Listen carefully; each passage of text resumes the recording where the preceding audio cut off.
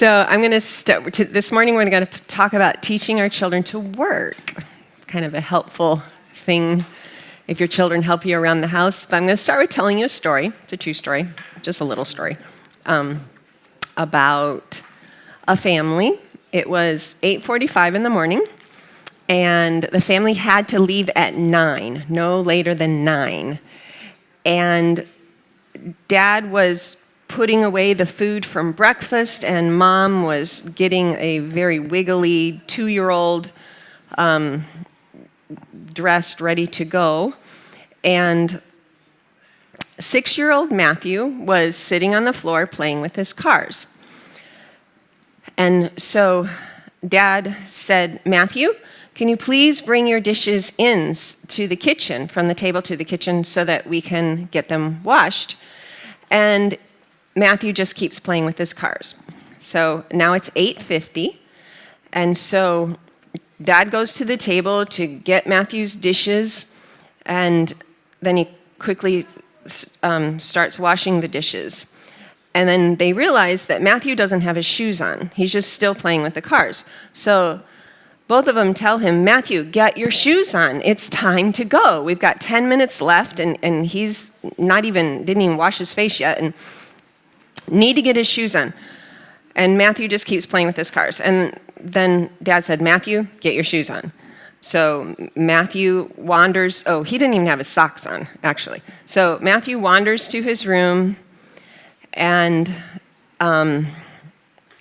then he kind of just flops down on the floor in his room and starts playing with his cars that are in his room.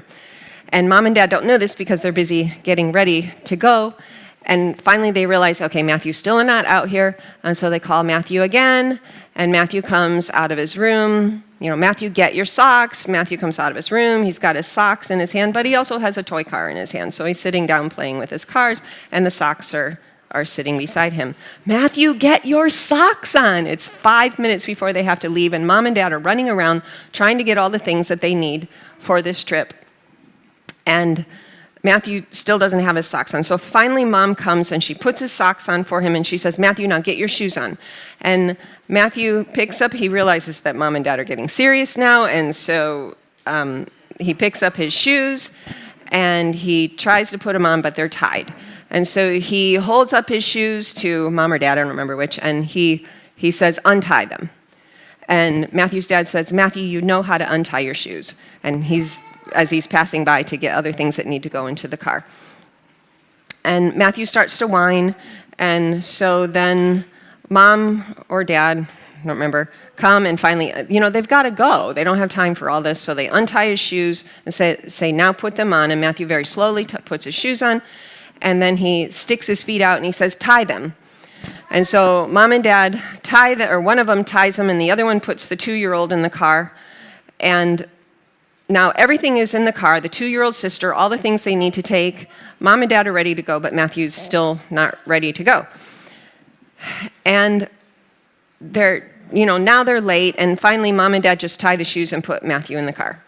So that's the end of that story.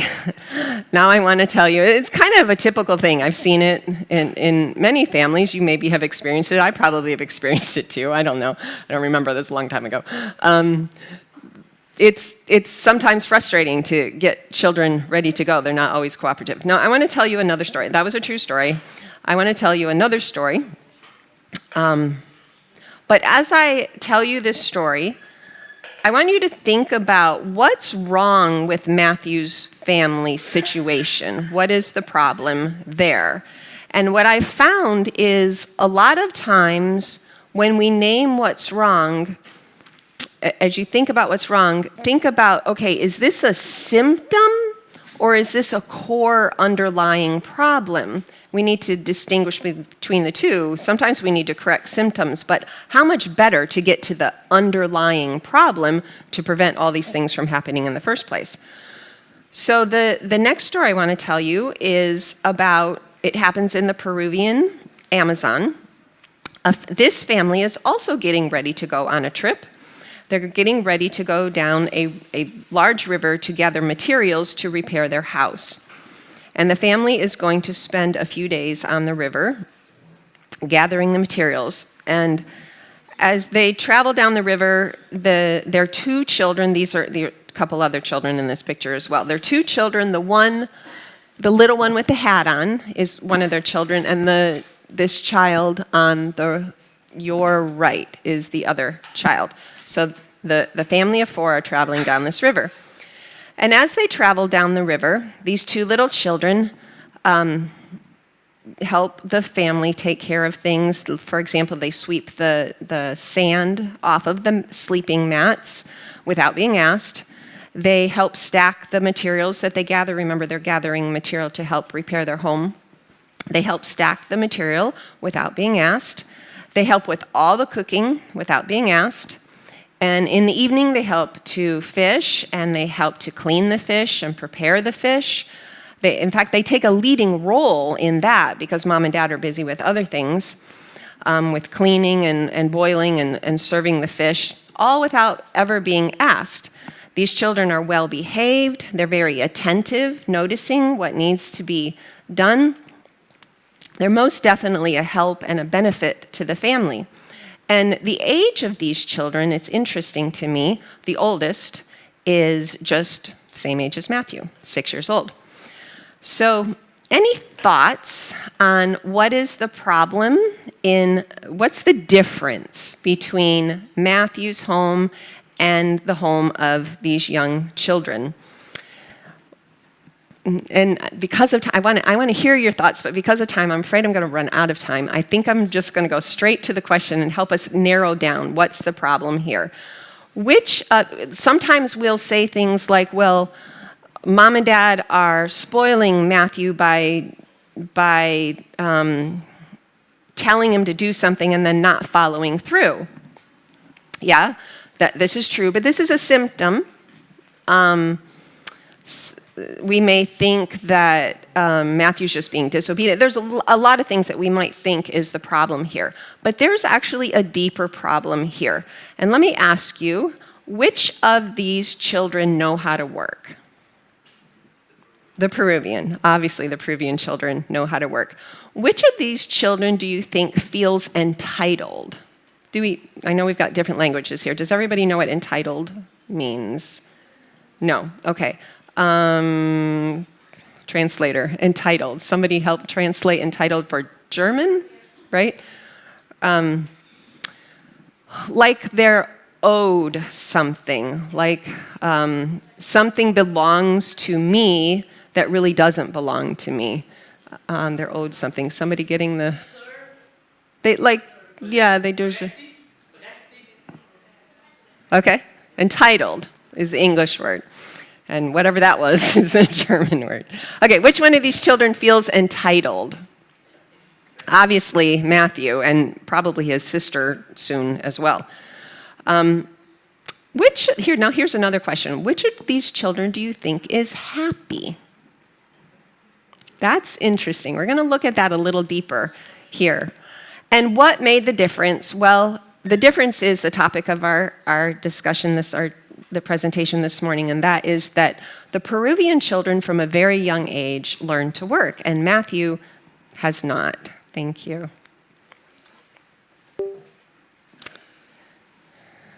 Thank you. And so we want to understand how to teach our children to work, and we're going to look at that in a minute. But first I want to talk about the benefits of work. And the first one we're going to look at is that it promotes long-term mental health.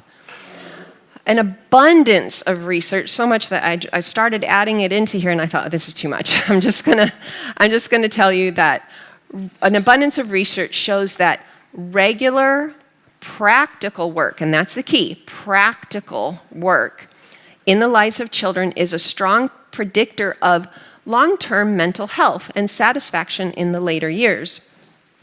The research shows that children who early learn to work are happier. So there's the answer to our last question, which of these children are happier? They develop greater confidence in their ability to learn. Now, sometimes we think that if a child is struggling in school and he just feels like he can't learn, that we need to encourage them and praise them and say, you can do it, you can do it. not so effective.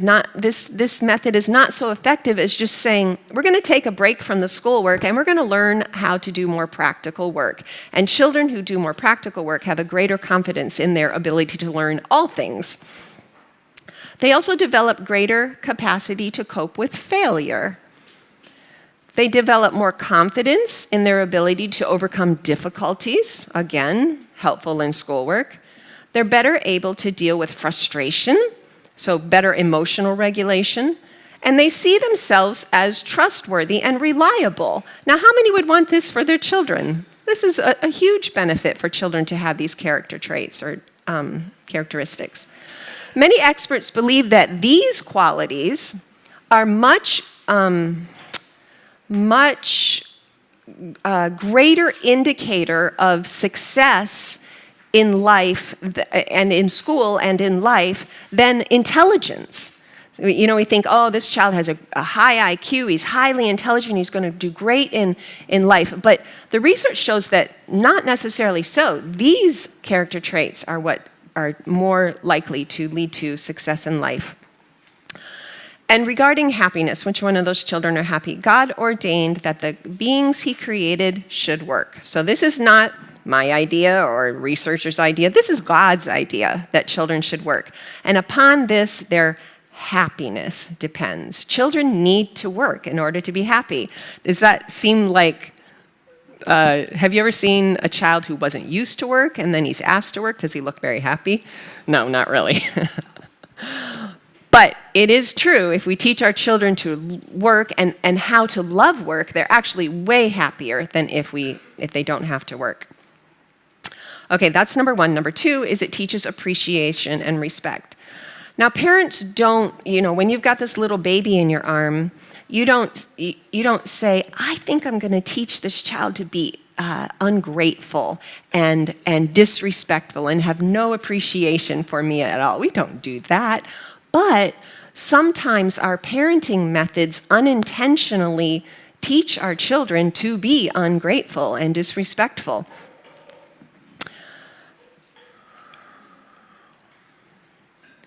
For example, when a 3-year-old's laundry gets done, just magically, and he doesn't have any participation in that, the clothes are clean and they're in his closet.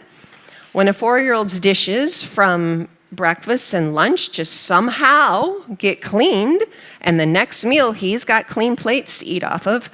When a 5-year-old's meals somehow just end up on the table, he didn't do anything to make it happen, there it is, and now he can eat. We are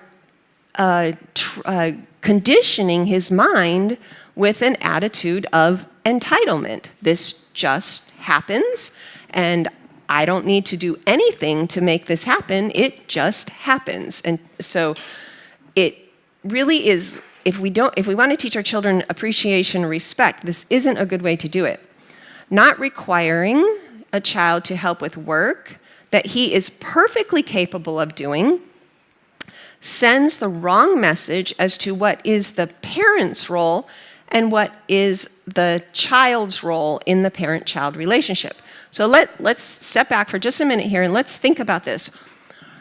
And I'm interested in your thoughts. What is the parent's role in a parent-child relationship? Any thoughts on that? What is the parent's role? And there can be many. I'm just interested in your thoughts. Teaching how to be a heavenly citizen. Teaching how to be a heavenly citizen. Absolutely. Very, very, very important. Any other thoughts? What's the parent's role?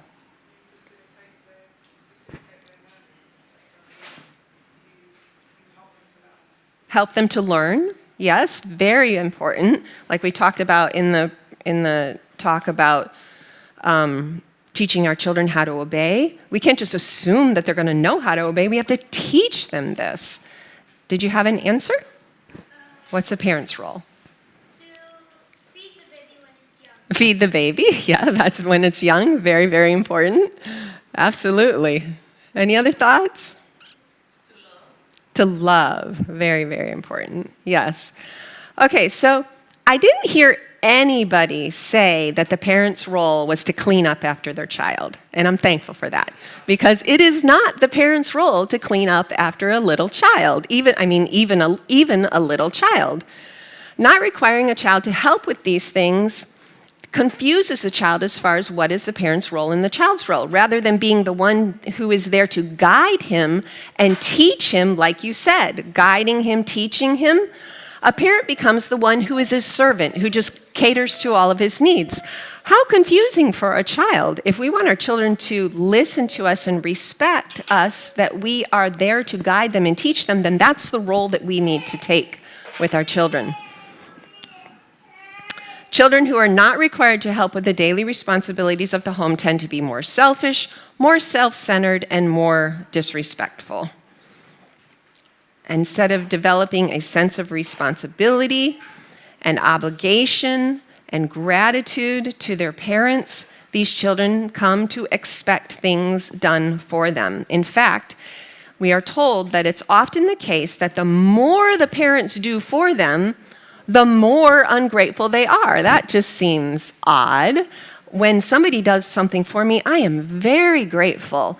But that isn't how a little child's brain works. They just start to assume that this is just the way life is. People do things for me.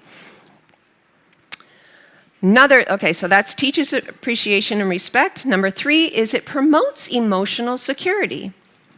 When parents expect their children to participate in the household duties, when children see that the household duty, the home runs more smoothly when they are helping with the home duties, then that makes them feel, how do you think it makes a child feel? When everything goes so smoothly when they help, does it make a child feel maybe respected, needed?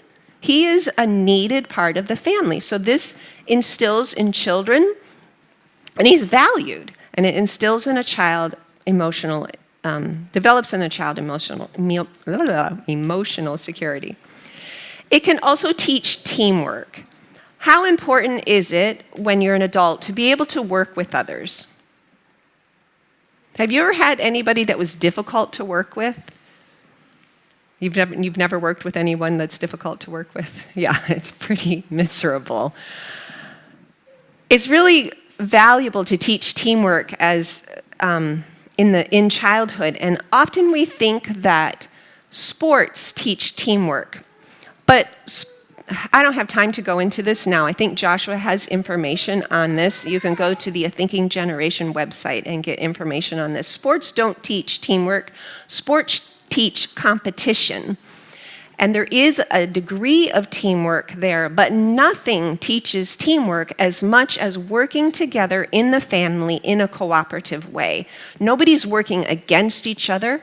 Nobody's competing with each other. We're all on the same team, and we're working together for a common goal. Doing the chores as a family together, working for the common goal. So for example, if everyone is working side by side, and I know sometimes Dad is not there, he's not at work, but this is just the picture that I could find.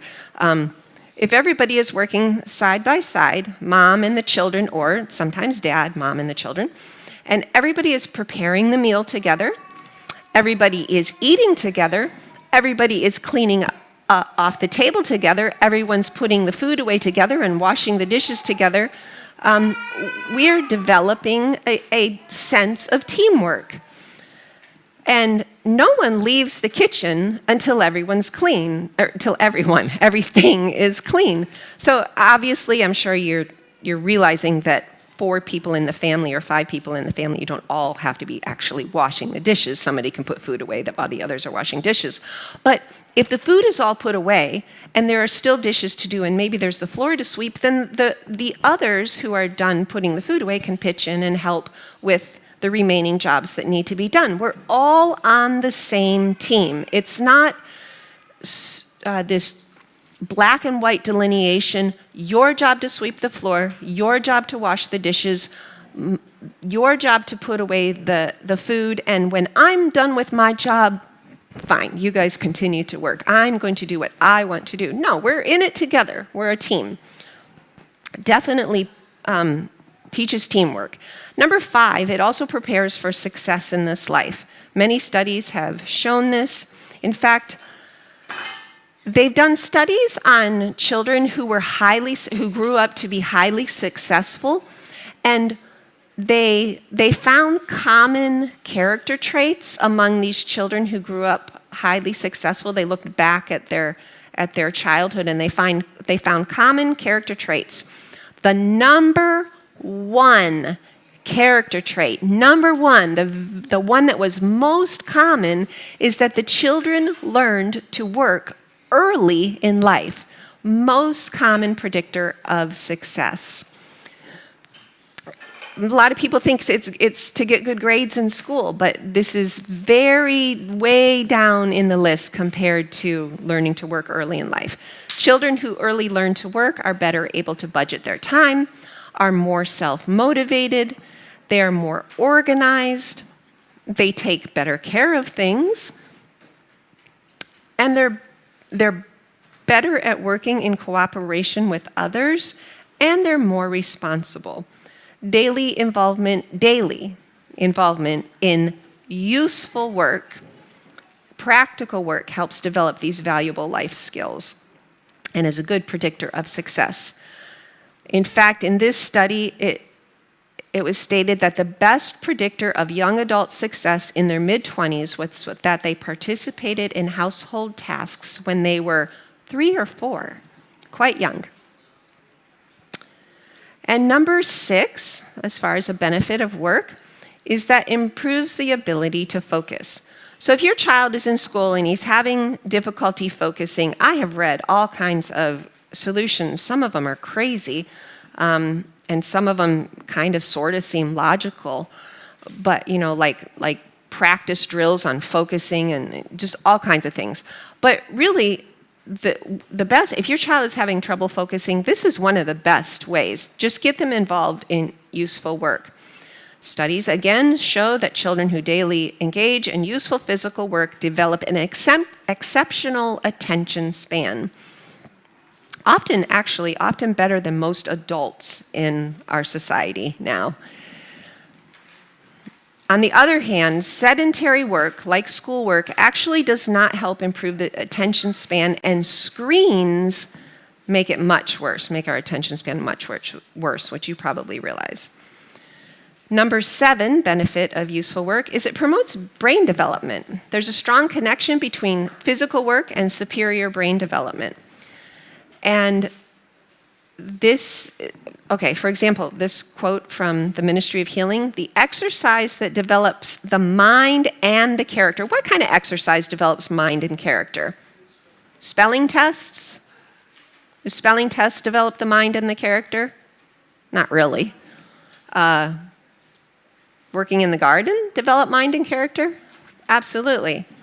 Sweeping the floor develops mind and character. So we're talking about useful work. The exercise that develops mind and character teaches the hand to be useful. Okay, so we've got this other factor now. Develops mind and character and teaches the child to be useful. How about push-ups? Does that develop the mind and character and teach the child to be useful? Not really. I mean, it's a good exercise, but not as good as useful work. These things train the young to bear their share of life's burden is that which gives physical strength and quickens every faculty. So we're not just developing physically, we're developing all the faculties, including the faculty of the mind. This is one of the main reasons why Abraham, Jacob, Joseph, Moses, David, and Elisha, and many others in the Bible who have filled positions that were just, amazing. Especially think about Joseph, the positions that he filled, amazing. This is why he was able to fill the positions. This is why they were so successful in life. It's because finishing this quote, it's because they early learned to work, and their active life in the open air gave vigor and elasticity to all their faculties, including the mind. But number 8, now we're going to come to the most important factor, most important benefit in teaching children to work, and that is that it promotes spirituality, or it protects children spiritually. Useful work is a safeguard against temptation. Idleness is a curse. Inaction is the greatest curse that ever came upon youth. Parents should remember that occupation is essential for children. If their hands are kept active in what kind of employment? Useful employment. So that doesn't mean toys. I'm not saying anything's wrong with toys. Every time I do this presentation, I get a whole bunch of context. Are you saying that we can't let our children have toys? I'm not saying that. But I'm saying that there's so much more benefit to useful work. Parents should remember that occupation is essential for children. If their hands are kept active in useful employment, a door will be closed against the temptations of Satan. How many want to close doors in Satan's face? I do too. Active hands and minds do not find time to heed every temptation that the enemy suggests. I would say that's true for adults as well. But idle hands and brains are all ready for Satan's control, and parents should teach their children that idleness is a sin. There's so many good things to do in this life. Why sit around and waste your time? Fill your life with as much good as you possibly can. If parents neglect to turn their children's energies into, what's the word again? Useful. We've encountered that word several times here. Useful channels, they do them great injury. For Satan is ready for that to find something for them to do. Okay, so all of these things that we looked at, all the benefits of work and how it protects our children spiritually, how would you finish this sentence? Considering all the things we just talked about, how would you finish the sentence? Therefore, buy your children some more toys. Yeah, no. Yes, no. No? Give your children more schoolwork. No? What? Yes, let's train our children how to do useful work. If you have discipline issues, rather than trying to find creative ways to deal with that discipline, it may just be that your children need to be included in more work. They need more useful work to do. But the question is, okay, great. I see all the benefits of useful work, but how do I teach my children how to work, right? And what do I do about the fact that as soon as I ask my child to work, he starts whining and complaining? So we don't want to just teach our children to work, but we want to teach them to enjoy work. And it is totally possible. I have several points in my book. I didn't bring my book up. I think probably you all have seen it. It's called True Education from Birth and for Eternity. I have several points in my book, and I don't have time to cover them all here, so I'm going to cover 5 of them. If you want more help with this, I would definitely recommend getting my book, because it's not an easy job to teach children to work, especially if you don't start early. So that could be helpful for you. But I'm just going to go over a few points right now, and the first one is, again, start early. The reason why the children in the in the Peruvian Amazon were able to be so helpful is it started from babyhood. The mothers wore their children in the wraps, and so the baby was working right along with the mother. It wasn't how we see it today, where we put the baby on the blanket or in the baby bouncy seat or whatever that they have these days. You know, the baby thing with the entertainment over their head or in front of them or whatever. It wasn't like that, and the mom gets busy doing her work.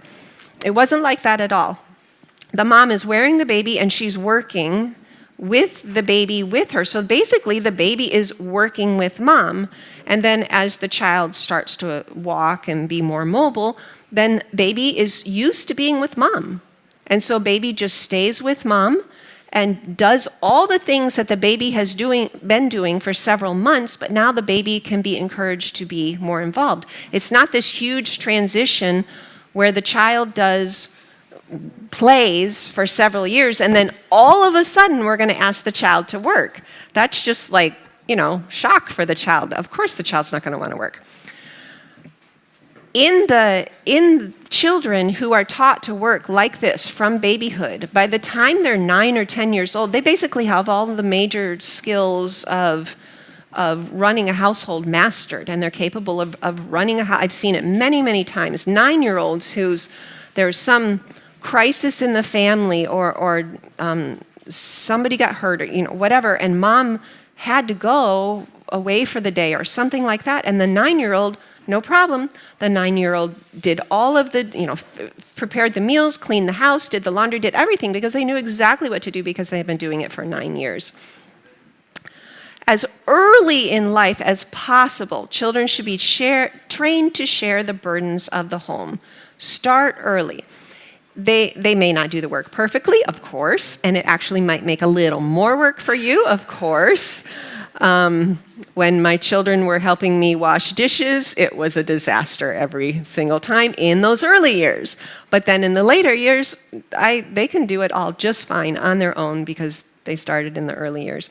But even though you may have this period of time where they make a little more work for you, they still involve them in every task. When you're sweeping the floor, give your child a little broom. Have a little broom that's their size, and let them feel like they're helping. It will become a habit for them.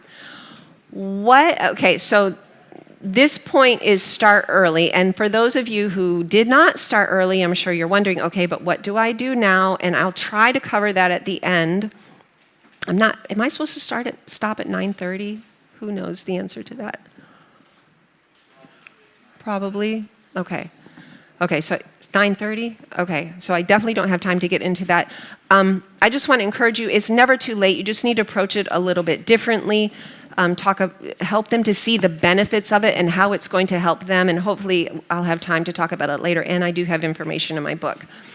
But start early, that's super helpful. Don't bribe. This is really important.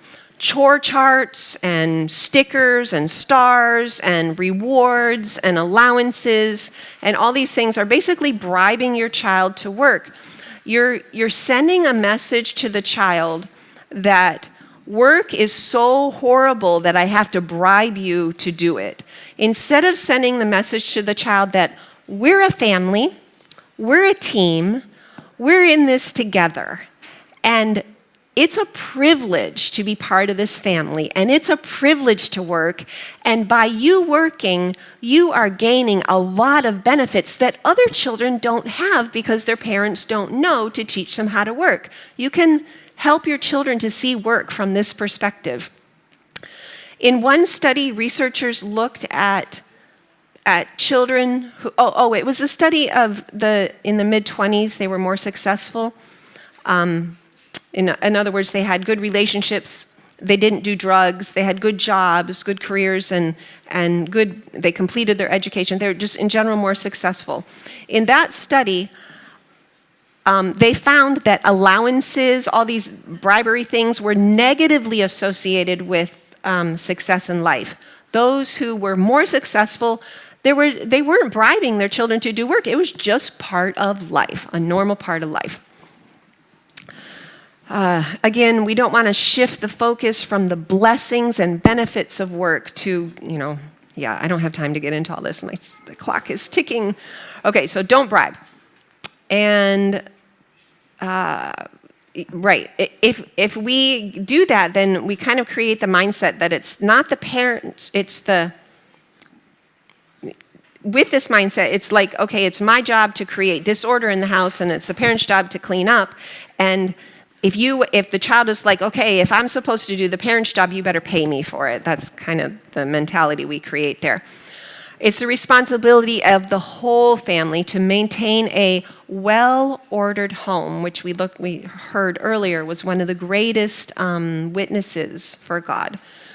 The family firm is a sacred social society in which each member, young and old, each member is to act a part, each helping the other. Even the 2-year-old can help the parents, and the 2-year-old can help the 7-year-old, and the 7-year-old can help the parents, and the 7-year-old can help them, and so forth. The work of the household is to move smoothly like the different parts of a well-regulated machinery. And it can. It doesn't have to be this chaos that we saw in Matthew's family where everybody's running here and there and Matthew's just sitting there playing with his cars and he's not helping. Matthew should have been washing the dishes and getting his parents' shoes instead of his parents getting his shoes. I remember Dr. Raymond Moore. He said, instead of you waiting on your children really should be waiting on you. Who has more energy, you or your children? Definitely your children. So let them do things for you. They've got the energy to do it. Just like mom doesn't get paid to do laundry and dad doesn't get paid to maintain the car or sweep the floor or whatever their jobs are in the home, the children don't get paid to do those things either. What do you do, though, for a child to earn money? I don't have time to go into that today, but I have a whole section on it in my book, and many parents have told me that was like super eye-opening for them, very helpful. So recommend the book. Okay, so now we need to quickly look at this.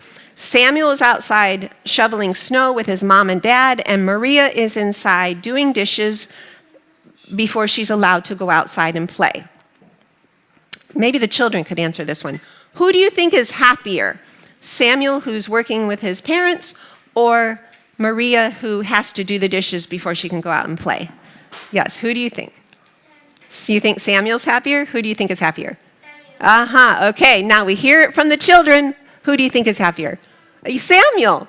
Okay, 3 children as my witnesses. They would much rather work with you, mom and dad. It's a whole lot more fun to work with somebody, even if you give rewards that, you can go out and play afterwards. It's much more fun to work with your parents, and especially if your parents are cheerful and fun to work with. Remember that, parents. You have a thought? Because it's more fun to shovel with the snow. Oh, okay, it's more fun to shovel the snow.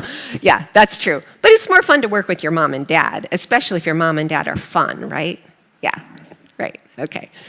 Okay, even if you have to do the dishes together, you can make it fun. A little splashing of the water will not melt your floors, but it'll help keep the activity fun. Quickly running out of time. So in the predictor of whether, in a study, they predicted whether the child would grow up to be well-adjusted, successful adults. There were 3 key factors regarding how the parents approached work. And here are those 3 key factors. Number 1, no allowances. Number 2, they learn to work from an early age. And number 3, what do you think? The work was done together as a family. It's a lot more pleasant.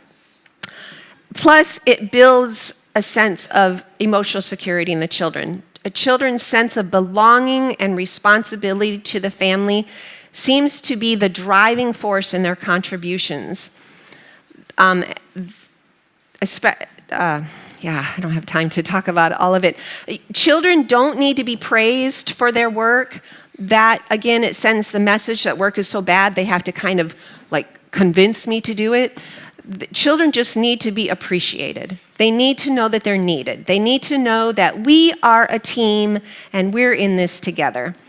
And young children love companionship. So go outside and play together, run errands together, talk together, sing together, laugh together, and work together. Life is much more fun together.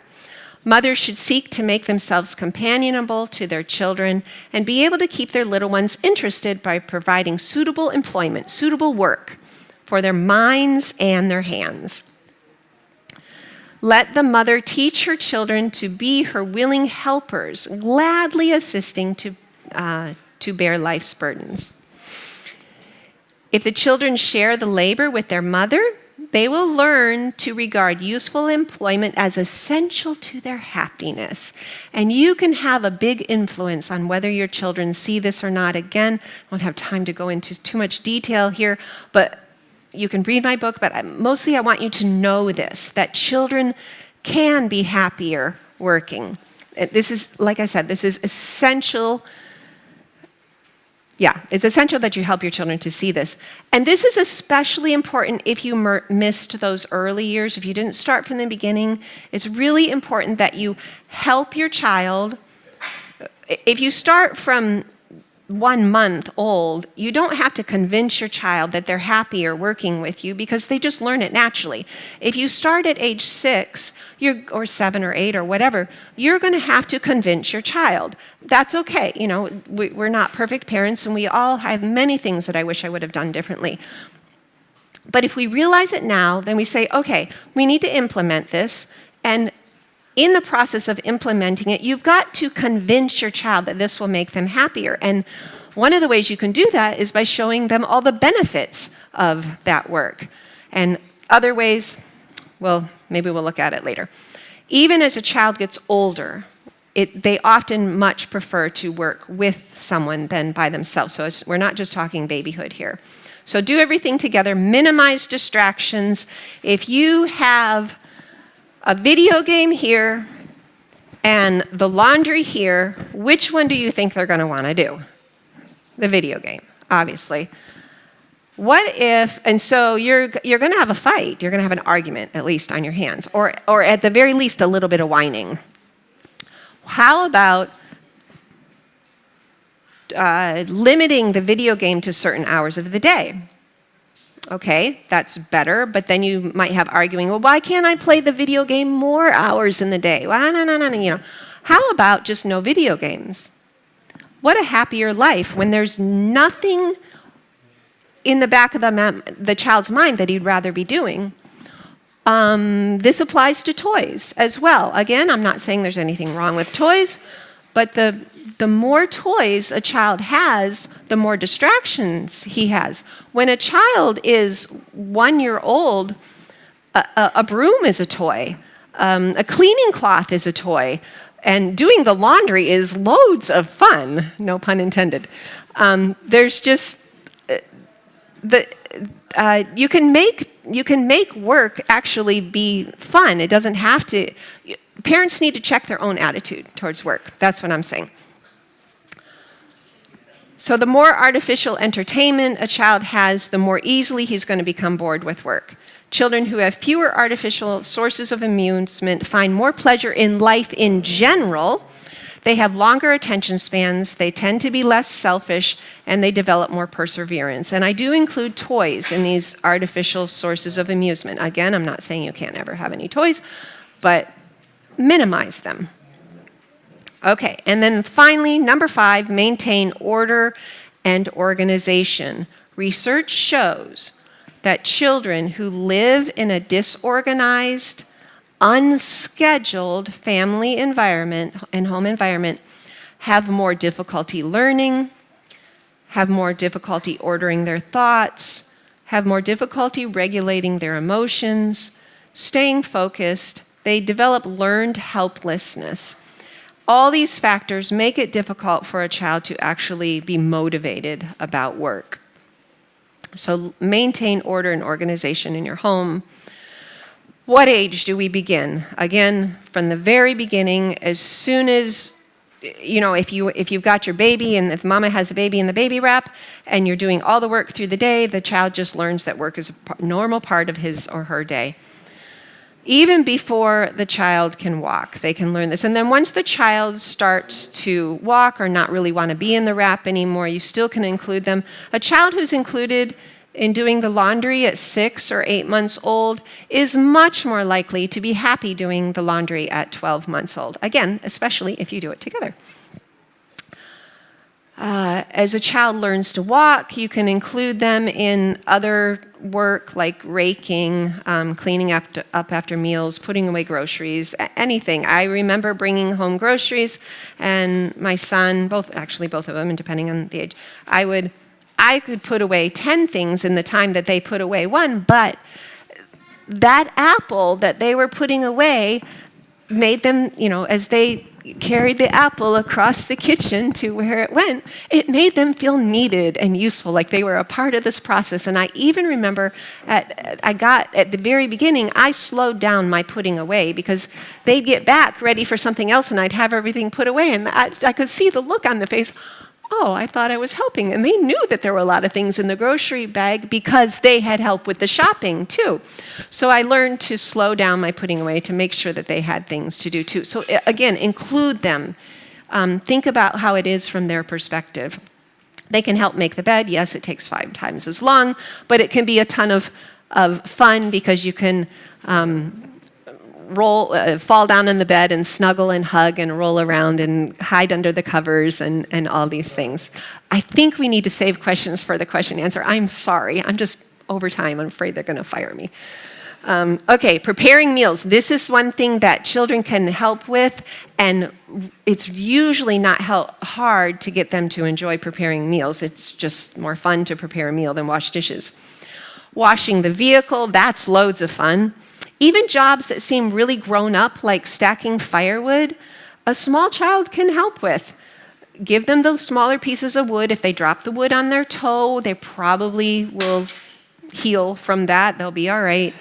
And as they grow, and by the time the child is around 4 or 5 years old, so we're answering the question of what age for everything. By the time the child is 4 or 5 years old, he should know how to make a bed because you've done it with him, not because you've drilled him on it. He should know how to basically prepare a meal. If he's been preparing a meal with you for 4 or 5 years, he has a general idea of what constitutes a healthy meal and how it happens. They should know how to wash the dishes. They should know how to set the table. They should know how to do laundry and sweep the floor, the basic functionings of the household. They should also have experience with using a shovel, a rake, a hoe, and other tools. This is very important, especially for boys, but for girls too. This is by the time they're 4 or 5. They should be taught the proper use of these tools, how to care for them, you don't use a screwdriver like a hammer. You use a hammer like a hammer and a screwdriver for a screwdriver. So again, especially boys, but girls should be taught too how to use a screwdriver, a hammer, a wrench, and what they even are. And what do you do if you don't know what they are? Well, you can learn together because these are important life skills. You don't know what God's plan is for your child in the future. You may think, oh, we don't use these in our household, and so we're fine without them, but you don't know what the Lord's plan is for your child. He may need these skills, and these are very important skills to have. So learn together if you need to. Simple sewing is a good thing to do.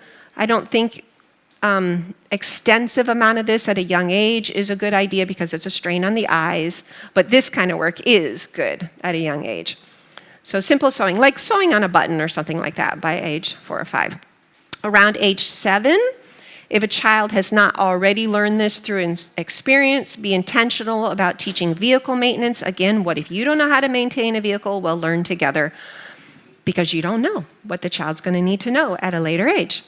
How to change the oil in the car, how to change a tire, how to check air in the tire, so forth.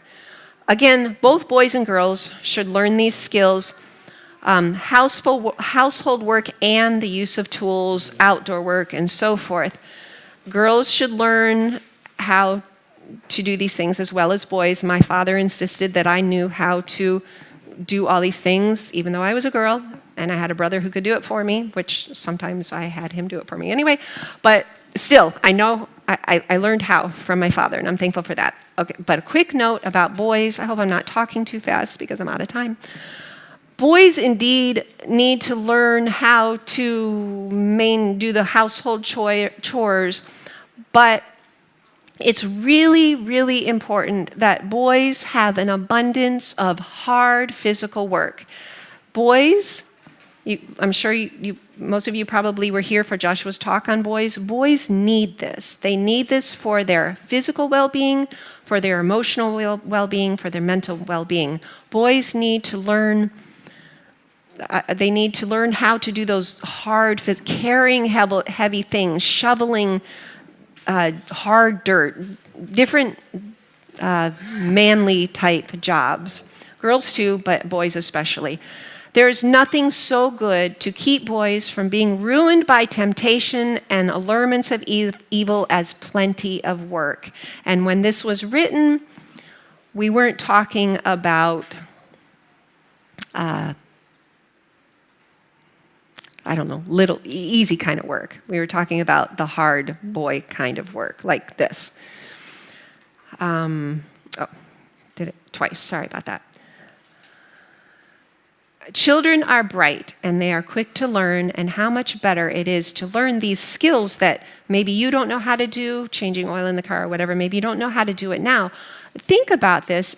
Wouldn't you have rather have learned that when you were young?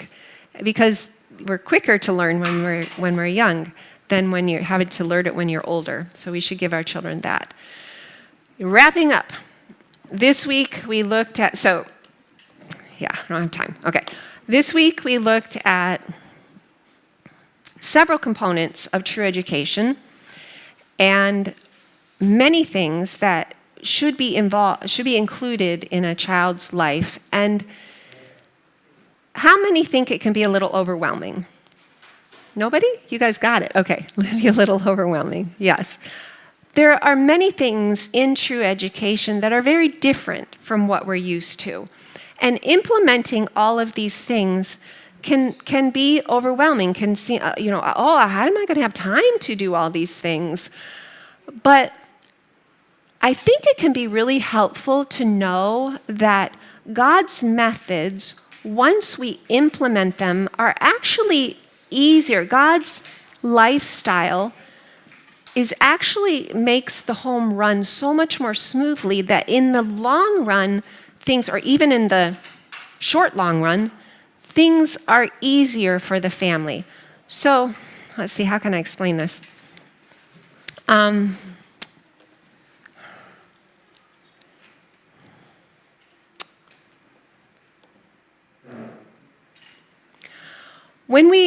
If we try to pick and choose from God's good methods, we're not getting the whole puzzle. We're just getting pieces of the puzzle. And it doesn't work very well. But when we put all of God's components together, we've got a whole puzzle. And the puzzle is a beautiful picture. And it's a picture of children who are cooperative. Would that save you time if your children were more cooperative? The picture is a picture of children who are helpful. Think about how much time it will save if your children are helpful. The children have fewer disciplinary problems, and the home just runs more smoothly. So even though it may seem like there's too much in this method, may seem just overwhelming, the reality is that once you have these things established in your home will actually run more smoothly, and you'll have more time, not less time, especially for those things that are more important in life. I hope that's a bit of an encouragement, because I know learning new things in any area of life can be overwhelming, but especially important to remember that God's ways are always best, and He gives you the strength to do what you have to do, but not only that, but His ways are just more efficient and work better anyway. All right, let's have a quick prayer, and then Tia will come up and tell us what to do next.